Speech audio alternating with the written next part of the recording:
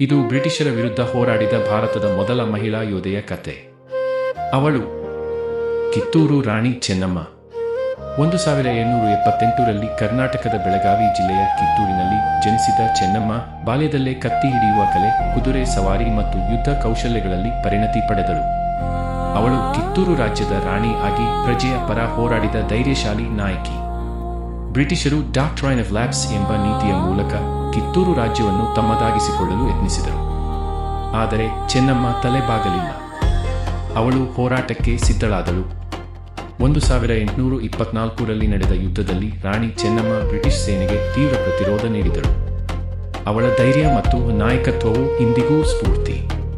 ಆದರೆ ಕೊನೆಗೆ ಅವಳು ಬಂಧಿಸಲ್ಪಟ್ಟಳು. 1829ರಲ್ಲಿ ಕಾರಾಗೃಹದಲ್ಲೇ ಅವಳು ತನ್ನ ಪ್ರಾಣ ತ್ಯಾಗ ಮಾಡಿದಳು. ಕಿತ್ತೂರು ರಾಣಿ ಚೆನ್ನಮ್ಮ ಸ್ವಾತಂತ್ರ್ಯದ ಜ್ವಾಲೆಯನ್ನು ಹಚ್ಚಿದ ಧೀರ ಮಹಿಳೆ.